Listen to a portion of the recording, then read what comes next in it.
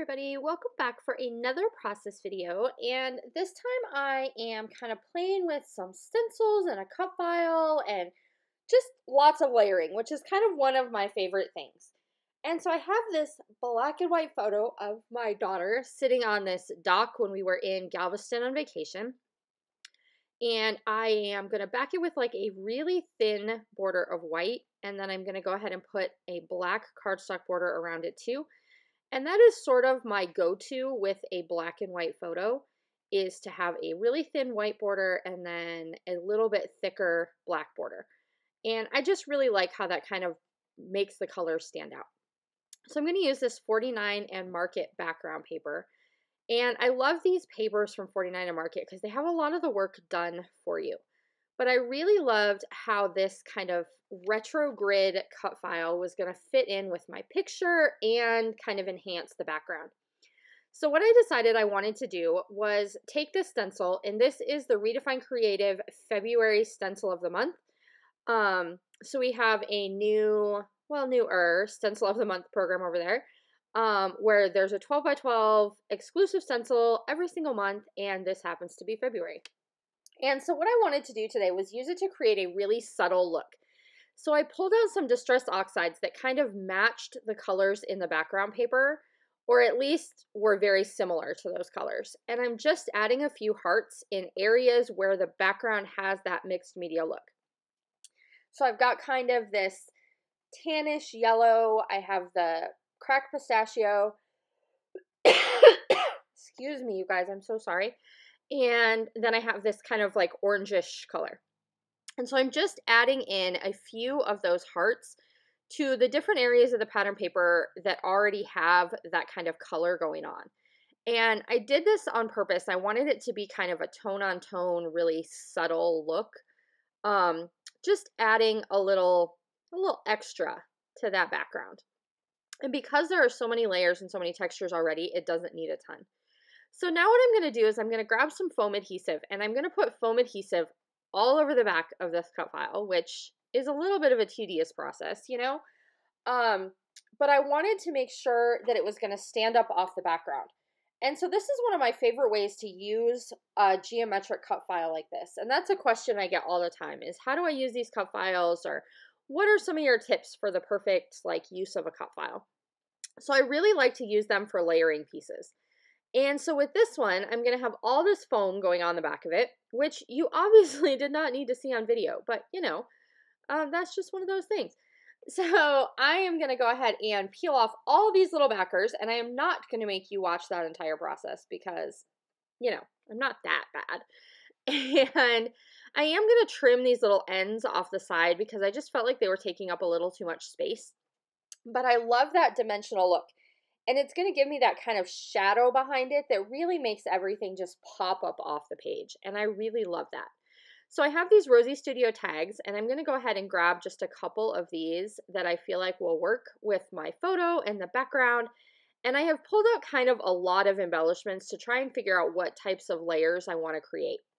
So I have these 49th and Market vintage ephemera packs that have all of these just kind of like basics. So there's frames and tags and doilies and film strips and just all kinds of little kind of random pieces. And so I'm going to start to build some embellishment clusters to put behind my photo. And I want to kind of go in a diagonal arrangement. So I start off thinking that I'm going to have this bigger cluster up here in like the top left. And it doesn't end up staying just up there because what I decide is that I want one also in that bottom right.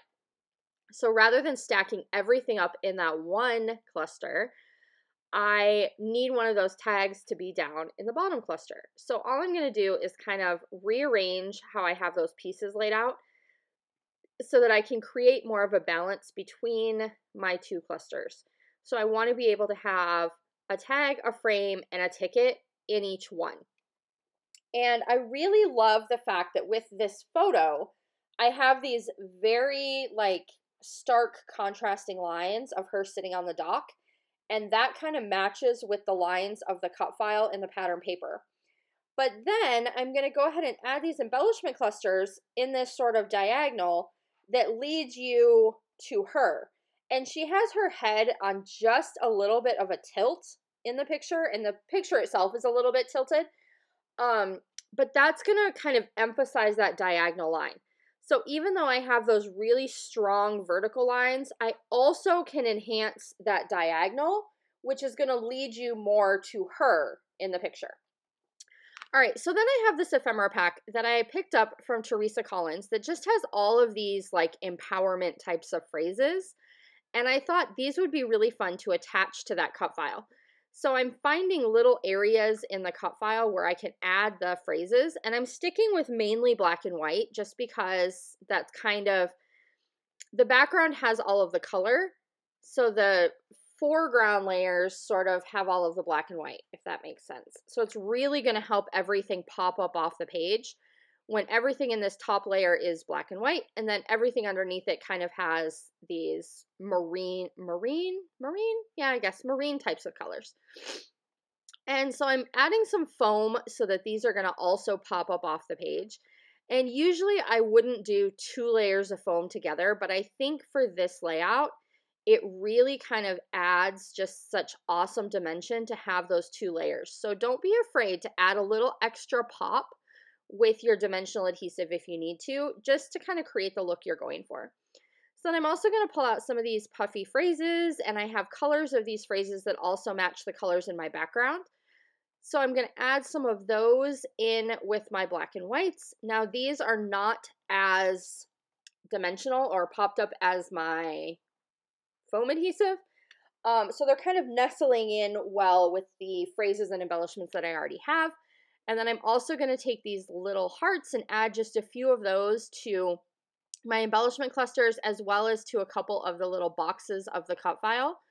So there are definitely times when I think of my cut file as part of my background, and there are other times when I kind of think of my cut file as part of my embellishing. So it sort of depends on what look you're going for as to how you're going to kind of use that cut file. So I'm going to go ahead and add my title down here on the bottom. I have these kind of puffy pastel alphas, and I'm going to put the words "be you," and then I tried out some other words for the end because I have enough space to have something, but I couldn't decide like if it was going to fit right or if it was going to look right. And so I end up pulling those off and instead going back to my little quote sticker or die cuts to find one that'll fit in that space instead. And so I'm just kind of playing around trying to figure out which pieces are like going to be the best fit. And I'm going to go ahead and add foam to this, but I'm also going to add just a little bit of color because I wanted to have a little bit of a unique look because the letters I was going to put down there had some color. And so I wanted this white quote to have a little bit of that color too. And so that's going to give me kind of a way to fill up that space. It makes it coordinate with everything else that I have going on. I am going to come in with some black Bombay ink and just do some splatters. Now, usually I would use Heidi Swapp Color Shine, which is totally a fine choice too. Either one will work. You can also use black acrylic paint if you want a little bit bolder look, because I wanted my splatters to be a lot more subtle. So I wanted them to just be teeny tiny splatters.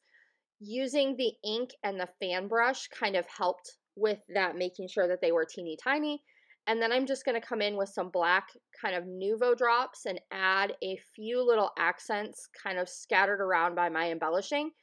So rather than worrying about larger splatters, I did teeny tiny splatters with the fan brush and then added a few big drops with the Nuvo drops instead. And so that's going to do it for this one. Hopefully you enjoyed kind of me talking through my process, showing you how this came together. I would love to see how you are layering up and using your cut files in unique ways, so make sure to tag me on social media, and I will see you again really soon. Bye, everybody.